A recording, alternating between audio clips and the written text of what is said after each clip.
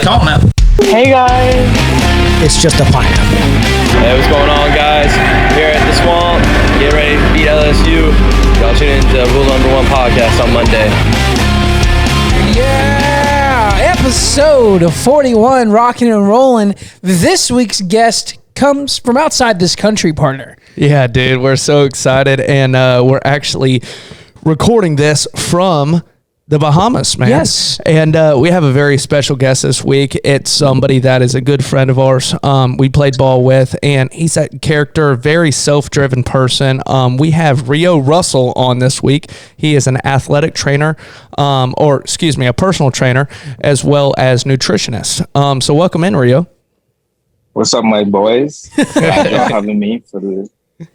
Yeah, man, we're stoked to have you on, Rio. You were always a guy that, you know, around the field was always in a good attitude. You're always pushing people to get better. So it's, you know, no wonder that you've gone into, you know, personal training and nutritionists and helping people better themselves. You know, each week we always ask our guests at the top of the episode what their number one rule is to live by. And I'm very curious to hear yours, especially with your profession. Okay, so I'm a spiritual person, so I always gotta, be guided by God. But from a standpoint, in my opinion, with anything you want to do, so your life is just about being consistent, and you can take that from a sports standpoint, where the difference between a high schooler and a major league player is just the most consistent at the end, the best at what he do. Being consistent. I like that, man. That's really strong. You know, I see this graph all the time. I don't know why it pops up in my social media, but it's like this circle, right, of green lines, right, around this ball. And it says this is consistency, green lines. And it says the other one's motivation. Motivation's the one where, you know, it's scattered all over the place. One day you're motivated to do this. One day you're motivated to do that. Rio, when you're talking about consistency, what's kind of helped you develop that characteristic and has made that your number one rule to live by?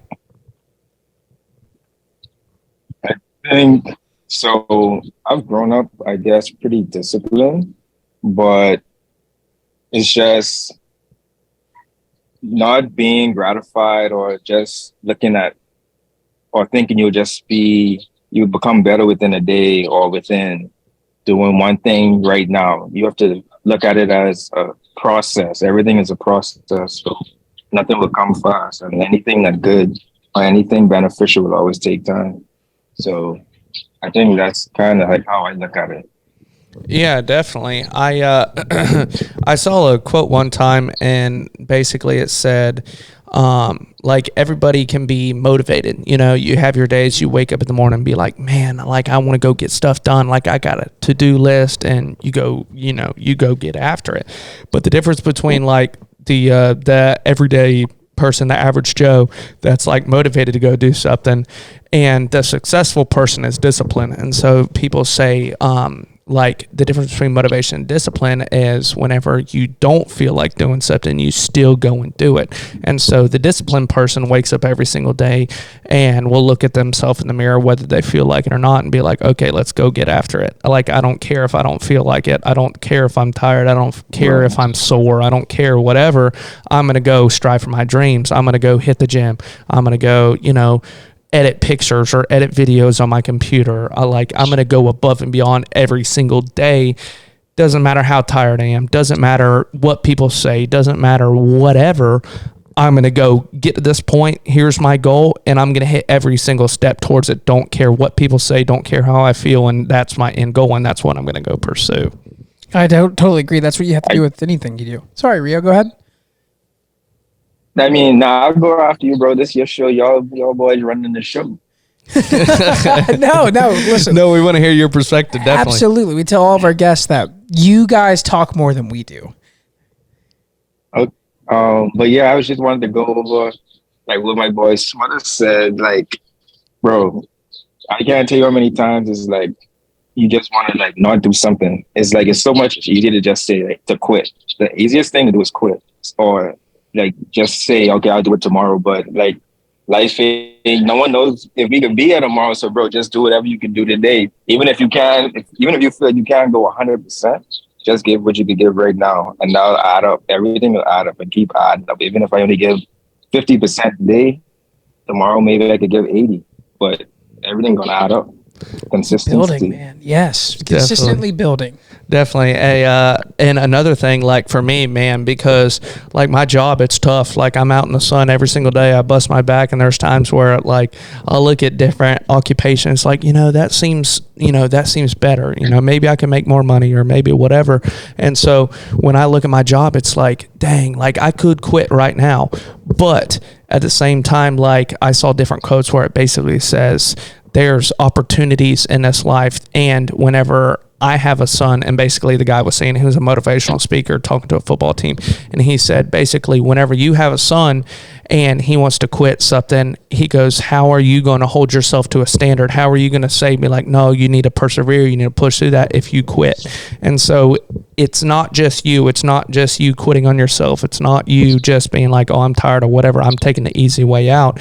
It dictates basically your persona for the rest of your life. And so if you quit once, then you'll be able to quit again. It's because it's that much easier. And then one day you have kids or grandkids or whatever, then it's almost like you're a hypocrite, and it's like, okay, you want to hold them to a standard, but it's like, oh well, you quit that, or you didn't persevere through that. So you got to always, I'm a big person on, you have to hold yourself to a standard and don't ever sway from that standard.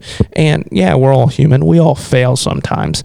But if you push above and beyond and persevere through some of that stuff, sometimes it works out for you, even though you don't even realize it's going to. Absolutely. And pushing yourself's hard. Rio, you have, one of the world's kind of most unique jobs, I feel like. You are personally pushing people to be uncomfortable so they better themselves.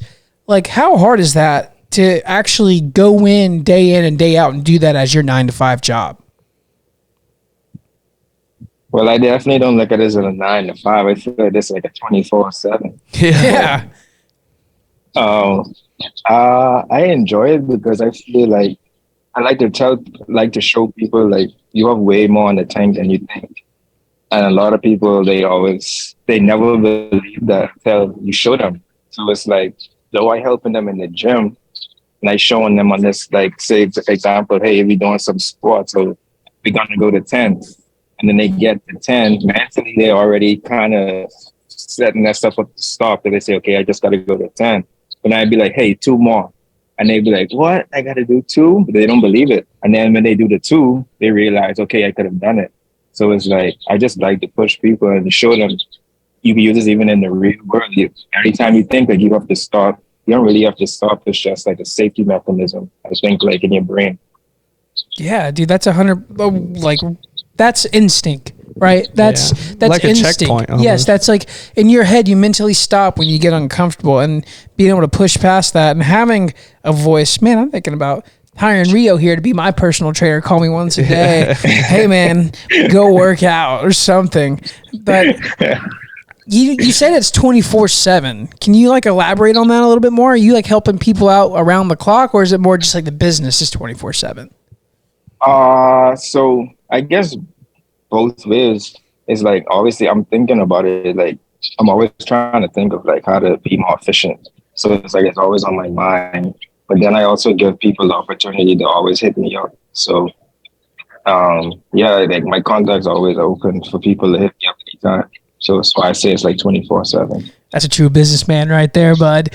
He's open to talk about making money anytime.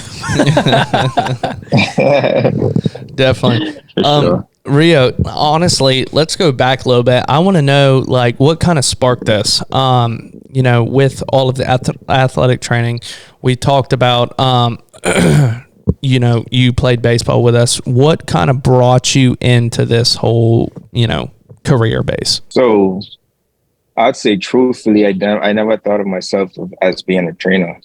I never thought about that. The real goal was to become a baseball player. That was like a dream of me and my cousins who plays for the Nationals. And obviously, every day I went out, I put my all into it. So at the end, when I realized that that it wasn't gonna come true, or it was like I didn't have any guilt or any regret. But I also always trained with my cousin, trained with my friends, and it just came natural for me to like things just clicked, and I just always was interested in like the body and like how it works. So even my even my bachelor degree is in biology. So it's like I always was intrigued with anatomy and stuff like that. So now I kind of work with people around the country, or like in the Bahamas, some people in the US, but I initially did it to kind of just help my cousin because that was always a dream for me and him to work together. So that's kind of really how it started. And my friend pushed me to do it, really, honestly.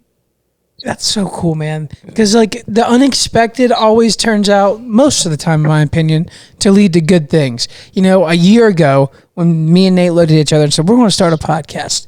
We didn't know what the hell we were going to do. We didn't know what the hell we were going to talk about. We didn't even know what we were going to call the damn thing. And, you know, we kind of started blindly, right? We didn't really know how to guide the conversations. We really didn't know what was going on. But unexpectedly, we found our niche. We found what we like to talk about. We found key conversation points that people like to listen to. And like, it's very, very, you know, inspiring for people to go try something and not know what the outcome might be, and for it to be successful, for other people to try things that, you know, they're not comfortable doing either. You know, you can inspire people to go be uncomfortable just like you were and say, oh, look how great this turned out. We have a good podcast. Or look how great Rio's, you know, unexpected adventure turned out. He's a gym owner now. Like it's crazy what you could do if you just take a risk. Yeah, for sure. Even with it, like, I think it was a big thing. Once these athletes, we talked about it last episode with Jacob, once these athletes get out of college or get out of their sport, they finally realize they have all these different interests. Mm-hmm. And so it's like, okay, well, I don't have a sport that takes up a lot of my time. Let's go poke around with this. Rio, like, I know you were a big gym head whenever you were in college. Do you Chiseled. think... By the way, chiseled. Ladies and gentlemen. Rio was always, we used to actually, so this will bring up this story. We had this thing called the challenge. Every single fall, as soon as we came back from summer break, we'd come back and play baseball, obviously. And to be able to start fall practice, we had this challenge. And so we had all these different events, and you had to make a certain time, for instance, a mile, or you had to make a certain amount of pull-ups. You had to do a certain amount of pounds on deadlift or whatever. You had all these deals. And so Rio would come back, and y'all will see Rio's Instagram page at the end of the episode. We'll shout out his Instagram page and everything. Rio's jacked, and so he'll come in and he'd run this mile. He's back. He'd hop on the pull-up bar. I mean, he'll knock out like 35, 40 like it's nothing. He'd be like, okay.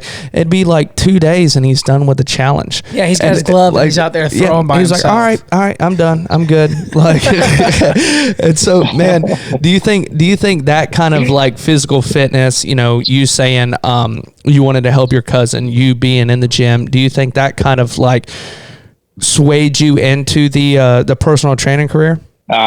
No, honestly, I didn't even like working out. I just went, okay, when I get in the gym, like I work, because anything I'm doing, like I try to do it like wholeheartedly. So I didn't, like, in school, I think I'm just naturally gifted with all that. So I didn't really like working out, honestly, but when I'm in the gym, I'm gonna do my work. So, yeah, I wouldn't say now I work out way harder now than I did in school. I wish I could say that about myself. I don't like to work out and then still look like Rio. Yeah, for real. Oh, man. I know. It's funny. I know nutrition was still a big thing in college, though, because I was always be in the cafeteria, and Rio was always, you know, getting yogurt and berries and stuff. The most beautiful plates. Yeah, eating salad and stuff. Like, you know, I definitely was into that. I was about to say, you're big in nutrition. I want to hear a little bit about your nutrition background. How'd you get into it, or like, is that part of your culture? Does the Bahamians eat very healthy or very natural, or what? They probably eat just like in the US, honestly. They like that fried food, they like all that the fast food. But me personally, like in my family, my parents always like cook food, like my family just like to cook food. So I kind of grew up always having a taste for that, like just having cooked food. And then I like to eat, but then it's like I think it go hand in hand. It just I don't know. I just like to eat, so I like good food though. I don't really like fast food, so I guess it kind of go hand in hand. So do you cook a lot? Yeah, I'm curious. Yeah, I say I cook frequent. Do you? My I have favorite thing is breakfast, bro. Same. I love cooking breakfast. One, it's easy to cook, and two, it's always good. You Yeah. can't mess up breakfast. I have a question for you, Rio. We had a guest on a while back. Her name was Sheena Cardi, and she was from Jamaica. And she owns a restaurant here in Florida now. She started cooking on a charcoal grill at 9 years old. Can you like remember like when you started cooking? I'm just curious because like the cultural differences. People here don't start cooking until they starve. Like let's be real. Like you don't learn how to cook until you're hungry here. Yeah, I learned how to cook white rice when I was like I was young. That was like the only thing I could cook, and some eggs. But like to say like cook like some real Bahamian dishes, I ain't reached that level yet. I just be cooking whatever come to my head. I just throw in the pot, and hopefully it come out good. I don't know. So I am curious about that Bahamian culture. So like you talked about Bahamian dishes. What are like some of the, signature Bahamian dishes? So okay, so you might have heard of conch. Since you're in Florida, you probably heard of conch. It's like a shellfish. Yeah, conch.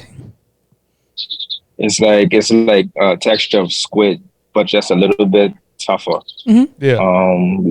We really like conch. We really like seafood in general.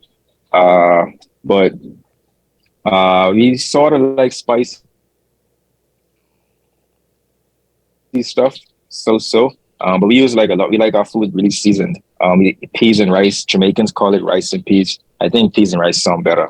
But we just like regular food, baked food, grilled food a lot. Um, the new thing is that air fryer. So I think everyone has that in common. Yeah, that's true. For real. So a lot of people, they go down to the Bahamas, they hit the resorts, they, at least American wise, they hit the resorts, they do all the like tourist stuff. What's it like living in the Bahamas, like as a native? So it's I mean, Bahamian people do kind of like the touristy stuff. Like it's obviously available. So like maybe some days if you get bored, you might go ride jet skis, like that kind of touristy stuff, or just get the four wheelers just to go have fun or something like that. But besides that, it's like a pretty slow pace.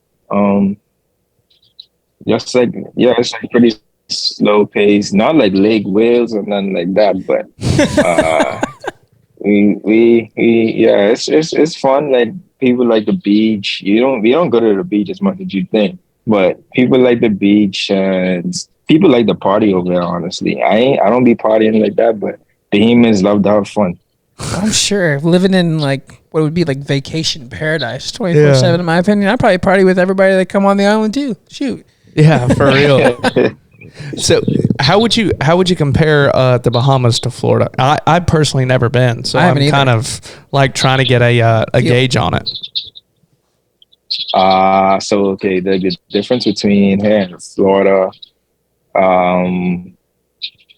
definitely Florida. I would say okay, let's compare it more like down south. That's like the bigger dynamics. So like Miami area is way more like fast and like flashy and all that type of stuff. Over here it's a little more like laid back.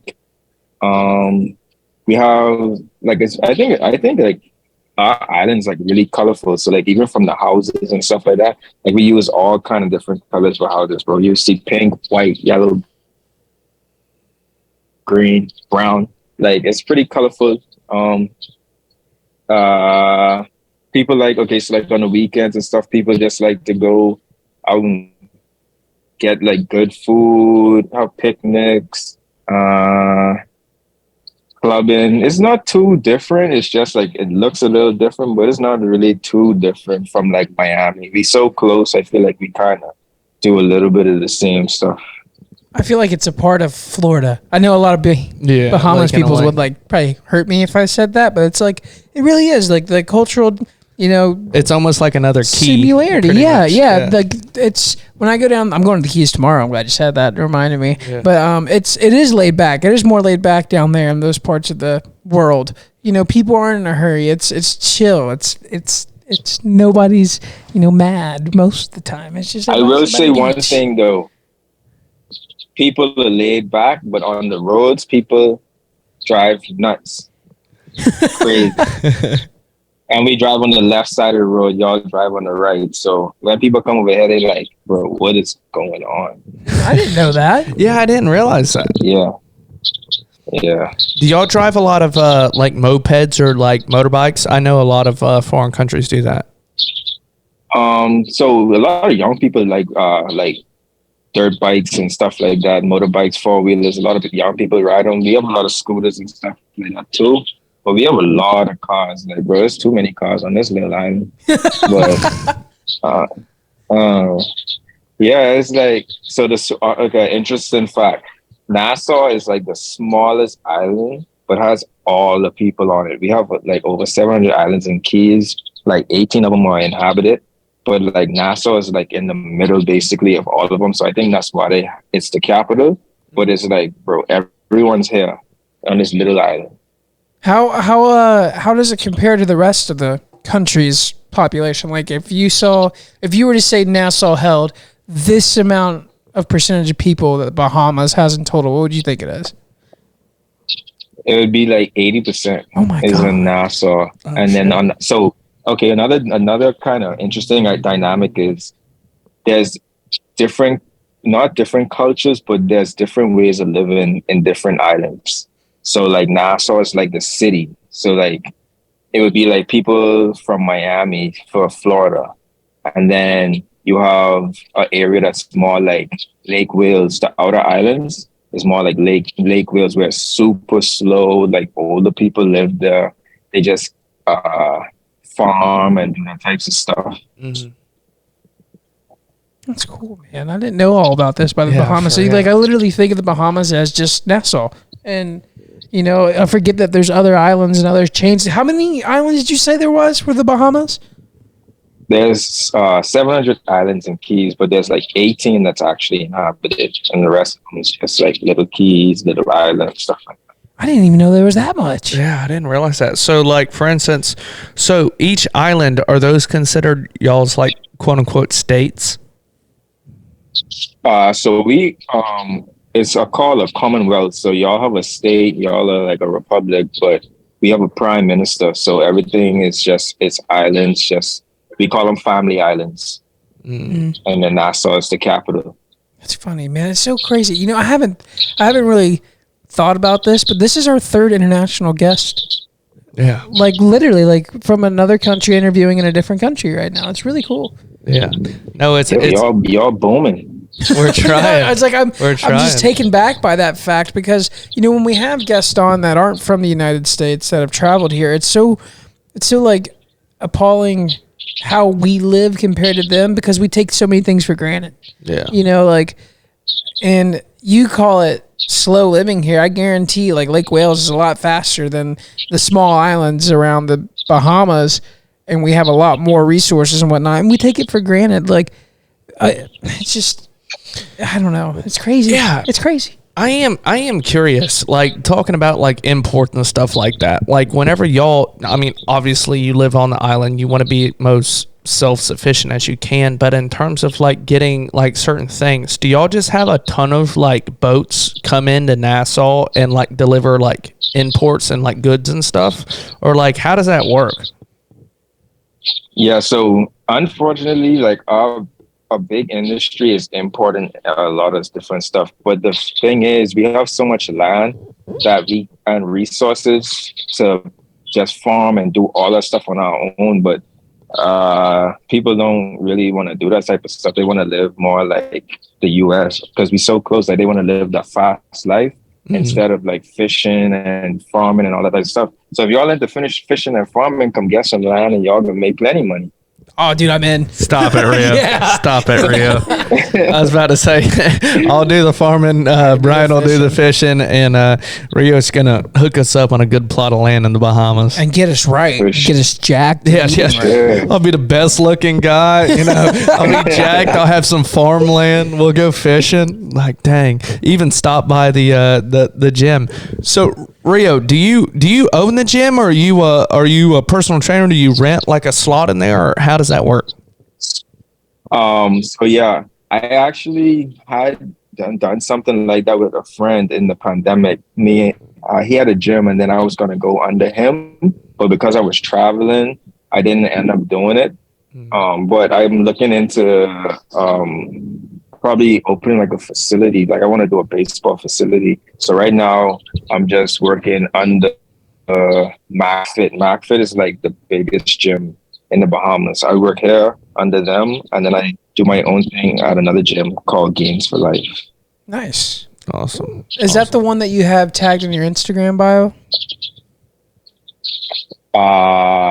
So the one tagged in my Instagram bio is my personal website and like company.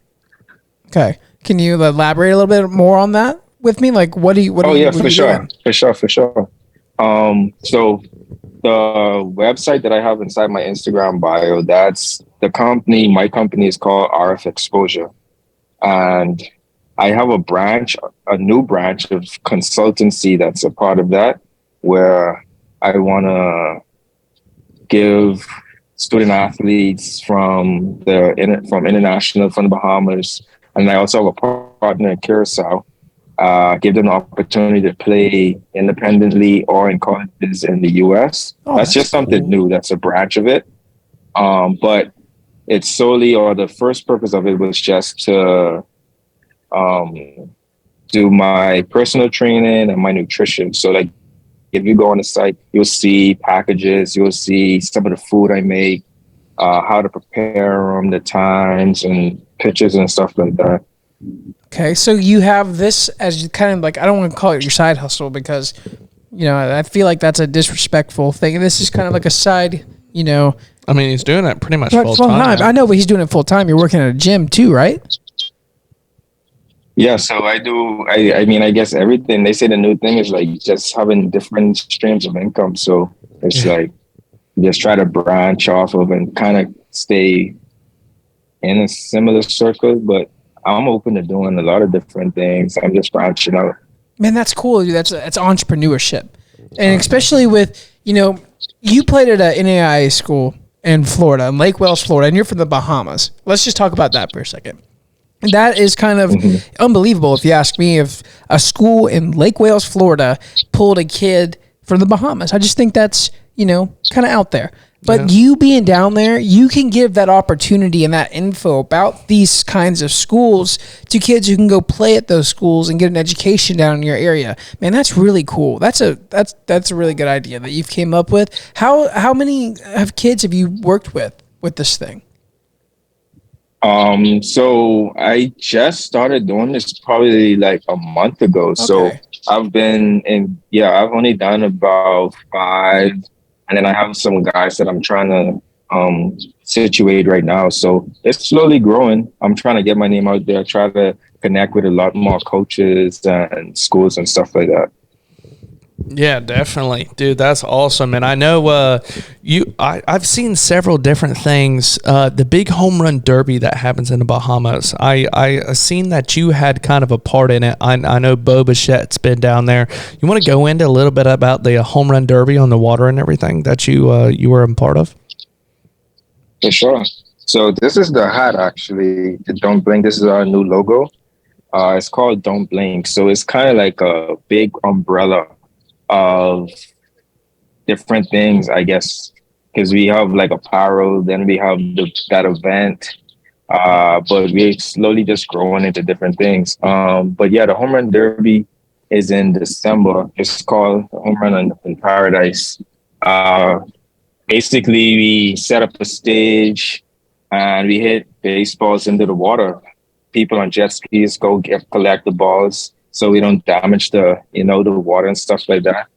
And then it's fun to just like watch everyone having fun.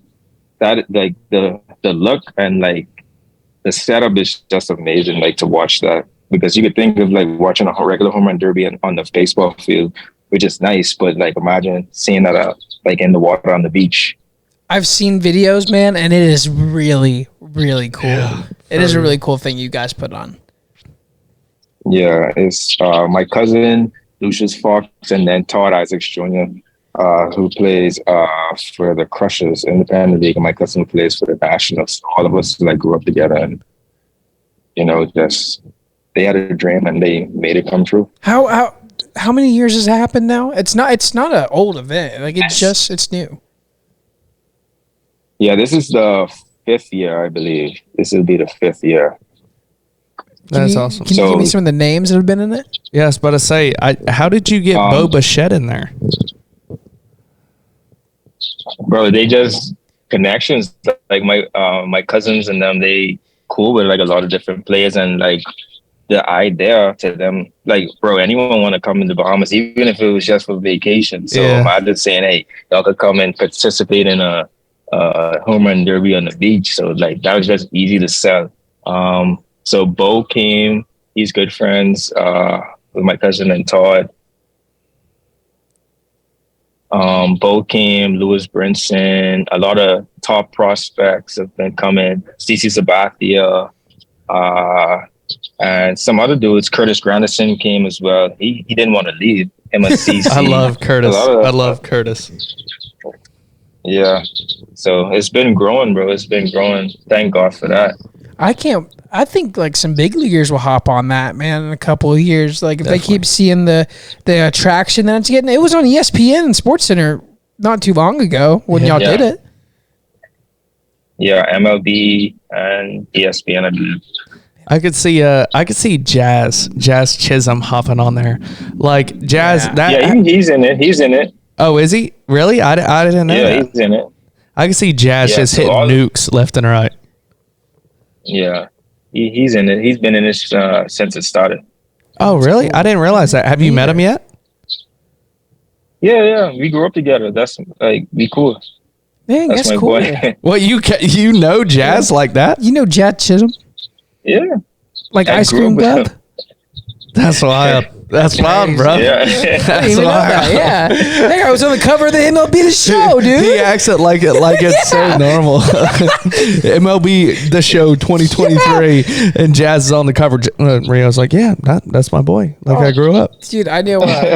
See, like I don't act like that. I know Andrew McCutcheon, like personally. Like really good family friends with Andrew McCutcheon. And I was like a kid when it happened, but when he got put on the MLB The Show, I was bragging about it to everybody. Like, hey, I know this guy. You see this video game? I know this guy. I can't believe you didn't mention that earlier to us, Rio. That's pretty big deal. I honestly didn't even think about it. Did any of those guys train with you down there? Yeah. So Todd, my cousin, Chavez Young, he's in AAA. He trained with me over the break as well. And then just some younger dudes. Dude, training in paradise. Yeah. I'm curious, like, how was it growing up, like with Jazz? Like, obviously, like, I know you had your own dreams and everything, but I am a little curious. I wanted to poke into that. But, like, you just casually threw that out there. Like, I want to know, like, how is Jazz? What's his personality? Like, how is the guy? Well, he just basically just how you see him, like on the field, flashy, just like out there. I think that's kind of basically him. So he just be doing what he doing on the regular. Yeah. Is he is he from the Bahamas? I thought he was from Curacao. No. He's Bahamian. Oh, is he? Okay. So that's why I said it like so casually. Like I know. Oh, another happy customer. Yeah. Just fist bump him. He's like, "Stop, bro." Who was that? Aaron Judge too. Yeah, right. All these like just dropping names like that. Man, Rio. No, I guess I just don't. I guess I just be thinking of it just so casually. I don't know. I love it. I love it. We need to get down there this December to go see this derby. We'll do a live pod there. Cool. Bro, y'all definitely, if y'all can, I'll definitely look up for y'all. You get us a table like on the beach, they're hitting home run balls, we'll be there. Yeah. I will be there. We'll do a whole Bro, pod. For sure, I'll definitely do that. Y'all just let me know when y'all coming in. Heck yeah. Bet. Heck yeah. So are you gonna throw some BP or what?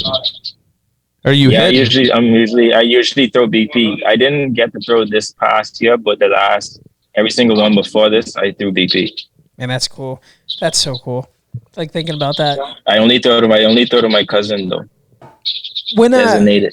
when you're doing this event, are you like throwing on like a floatable mound or is it like stabilizing the beach? Because I can't remember where they saw it. We set it up in the sand, so everything's off the sand, and then it's like a stable stage, and then you hit. So everyone basically, if you look at it like as a baseball field, you know how we have the stands like kind of behind it, and then it's kind of set up kind of like that, so the people are behind, and then they could just see everything out into the water. Man, that's so cool.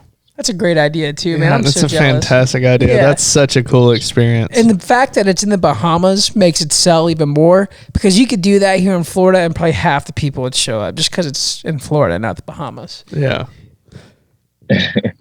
Yeah, we gotta. You're trying to get that trademark. If you can't steal our idea. I did. You for got real. to, yeah, because For somebody real. else is probably working on that somewhere trying to get it going. But they just can't do it the same though. I love it. It's like the humble cockiness. Like, yeah, we do it different down here in the Bahamas. Dude, I gotta get down there. Me too. I've never been, man. I really wanted to go. I heard the fishing's great. Rio, what's the fishing like down there? Bro, I wish I had a boat because I really want to go fishing. Like you could just catch fish regularly, obviously on the beach and stuff like that. But the things you could catch like grouper, snapper, marlins, wahoo, all that types of stuff. The fish is super good, bro. And I know so many guys like personally that they take their daddy's boats from like Miami to the Bahamas. Man, I want to do that so bad. Go down there and fish those waters. Catch a big old marlin, like you said. Y'all ever had barracuda? I've never eaten barracuda. Never eaten it. No. Is it good? That's a good fish. Yeah, that's a good fish. The only thing is a lot of people are scared of it. You have to know when to get it. Like a big test, because they eat like anything. They eat mercury. You could get poisoned from it. But yeah, I was about to say, like, I thought the big thing was like mercury poison. You have to be careful with that. yeah, so a lot of people are scared of it. But the fish, like, it's so good. You just if flies don't go around it, then don't eat it. That's a pretty simple way. Yeah, if the flies are scared of it, like don't eat it. Yeah. So do y'all have like big like fish markets like kind of set up? Like I've been in different areas where like sea towns or whatever, where you can walk through and there's all these different stands. Is that kind of like the downtown area or by the beach? No. So like our downtown is like more like a downtown, like a regular downtown. But we have like a straw market. Actually, we have a new straw market literally just opened like maybe a month ago. That's like a big cruise ship port. And I haven't seen it yet, but I heard it's super nice. So our downtown has like just regular retail stores, like designer stuff, and then you have like Bahamian stuff. But the fish markets, you have them just everywhere, like along the beaches. People would just be in the back of their truck selling fish, stuff like that. So yeah, you always get fresh fish for sure. I'm sure. I was about to say that's awesome because like down there, I'm sure like you walk through and like somebody's selling fish out of their truck. It's not like They just caught it. yeah, Like, it's they just put it on their I truck. got it right here. You're good. Like don't worry about it. I feel like if you pulled up to somebody It's not like sketchy. yeah, I was about to say somebody you pull up in Lake Wales or like Polk County or whatever, they're selling fish out of their truck. You're like, hard pass. Like, I'm good. Like, I'm gonna stay away from there. But Well, Rio, we've talked about the Bahamas. We've talked about kind of, what you do for work and how you got into it. This next segment of the show we do, it's called our Snap Questions. It's kind of, things that we ask our guests every week, to get a little personality out of them. Not necessarily talking about business or talking about what, they're here to talk about, but more to, get them to know as a person. I think this first question that we ask is a really cool one because it kind of gives us an idea of what, kind of person you are and what you think your goals in life are. I guess, I don't know. It's weird. It's an eye opener. But Rio, if you could eat dinner with 3 people, dead or alive, who would they be and why? I could eat dinner with 3 people, dead or alive. Well, I need to go to heaven, so I gotta eat with Jesus. I gotta eat with him. But the bread and the fish. who else would I say? Need that bread and that fish. That's something simple. Let's see. Someone. Who do I like? That was interesting. Well, he's already going to eat with Jazz like on the regular, Yeah, so he's not going to put Jazz Chisholm in there. I want to pick someone who just Bob Marley. I feel like I'd be a nice talk. Nice. That's a first. And maybe like. It's a tough question. It is. It is. Yeah, I don't never think. How do y'all think of that question? I don't know. How did we think of that? Coming up with that, you could take a second and think, but I can't remember. Like, well, you say they could be alive too. Yeah, they can be dead or alive. Yeah, anybody. I think we were just sitting here talking like just me and you like this, and I think I asked it. Yeah, honestly, y'all gotta give me like a hint. All right, it's your person. It could be anybody. So, like, I'll give you like thought provoking. So we've had, for instance, we've had presidents, we've had athletes, we've had family members, we've had serial killers. Yeah, we've had dictators. We've had all different kinds of stuff. People that are like they're curious, honestly, like. We've had Jeffrey Epstein. We've had Putin. We've had people like that. Elon crazy. Musk, like crazy, like. Yeah, I was thinking Putin for some reason because I'm like, bro, what in your mind tells you that that's right? So I think I would have to, let's go with Putin. Man, that's crazy. That's 2 Putins, and like within a month span. Yeah, dude. Yeah, like, and we tell our guests all the time. It's like we don't like shame anybody. Like, oh, whatever. Like, obviously, it might take us back a little bit and be like, when we heard Jeffrey Epstein or we heard Putin or whatever, something like that, we were like, oh shit, okay, I'd want to know that too. Yeah, like I can understand where you're coming from for sure. But it's a cool question because we can. It's a thought provoking. Shows us your personality. Yeah, and be like, I really want to know about this. Like, why would you run Russia like this? Yeah. Or for instance, with Epstein, like. Oh, you know what? I said the wrong person. It's Putin and thing right now. Who was the dude who did the Holocaust? Hitler. Yeah, I gotta talk to that dude. That's definitely first. Why the heck he thought that was cool?